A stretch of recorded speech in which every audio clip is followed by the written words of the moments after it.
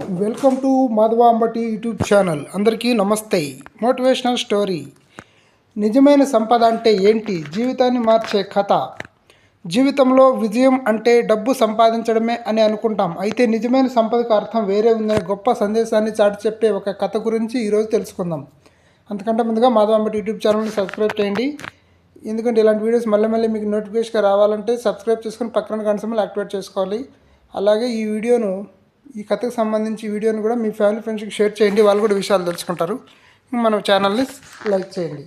ఇంకా కథ విషయంలోకి వెళ్తే, అనగనగా ఒక ఊరిలో ఒక బాలుడు చాలా ధనిక కుటుంబంలో జన్మించాడు. అతడి తండ్రి చిన్ననాటి నుంచి కష్టం అనేది తెలియకుండా పెంచాడు. అయితే ఇదే సమయంలో తన కుమారుడి జీవితంలో ఉన్న సౌకర్యాల విలువను అర్థం చేసుకోవాలని అనుకున్నాడు. అందుకే ఒకరోజు అతడిని గ్రామంలోని పేద కుటుంబం వద్దకు తీసుకెళ్ళి కొన్ని రోజులు గడపమని చెప్తాడు. అక్కడ ఆ కుటుంబం వ్యవసాయం చేస్తూ సొంతంగా ఆహారం తయారు చేసుకుంటూ జీవిస్తున్న తీరును చూపించాడు. ఆ బాలుడు అక్కడున్న పేద కుటుంబంతో కలిసి పంటలు కోస్తూ జంతువులను పెంచుతూ గడిపాడు. అయితే ఆ ఇంట్లో అతనికి కావాల్సిన సదుపాయాలు లేవు. చాలా సాధారణ జీవితం గడిపాడు. కష్టపడి పనిచేశాడు. తన దుస్తులను తానే ఉతుక్కున్నాడు. తన పనులు తానే చేసుకున్నాడు. కొన్ని రోజుల తర్వాత బాలుడు తిరిగి తన ఇంటికి చేరుకున్నాడు. అప్పుడు ఆ తండ్రి తన కుమారుణ్ణి, ఈ ప్రయాణం ఎలా అనిపించింది, నీవు ఏదైనా నేర్చుకున్నావా అని అడిగాడు.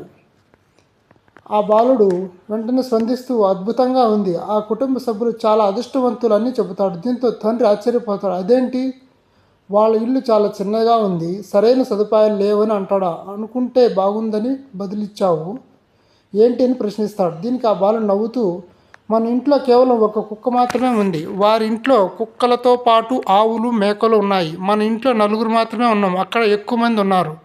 మన ఇంట్లో ఒక్కొక్కరం ఒక్కో సమయంలో భోజనం చేస్తాం. వాళ్ళ ఇంట్లో మాత్రం అంతా కలిసి సరదాగా భోజనం చేస్తారు. మన ఇంట్లో చిన్న స్విమ్మింగ్ పూల్ ఉంది, కానీ వాళ్ళ దగ్గర ఎప్పటికీ ఎండిపోని నది ఉంది అని చెప్పుకొచ్చాడు.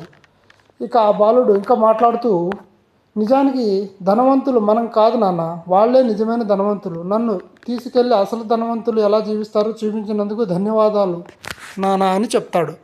తండ్రి తన కుమారుడికి పేదరికాన్ని చూపించాలనుకున్నాడు. కానీ ఆ బాబు నిజమైన సంపద అంటే ప్రేమ, సహజ సిద్ధమైన జీవనం, స్వేచ్ఛ అని గ్రహించాడు. నిజమైన సంపద అంటే డబ్బు, ఆస్తులు, విశాలవంతమైన వస్తువులు కాదు. మన చుట్టూ ఉన్న ప్రేమించే మనుషులు, సహజమైన ప్రకృతి, మనసుకు శాంతి, స్వేచ్ఛ, ఇవే అసలు ధనాలు. ధనిక జీవితం అంటే లగ్జరీ వస్తువులను ఉపయోగించడం కాదు. మనకు నచ్చిన పని చేసుకుంటూ నచ్చిన వ్యక్తులతో సరదాగా జీవించడమే ఒక గొప్ప సందేశాన్ని ఈ కథ అందిస్తుంది. ఇది విషయం. ఈ మోటివేషనల్ స్టోరీ మీకు నచ్చింటే ఈ వీడియోను మీ ఫ్యామిలీ ఫ్రెండ్స్కి కూడా షేర్ చేయండి. అలాగే మన వీడియోని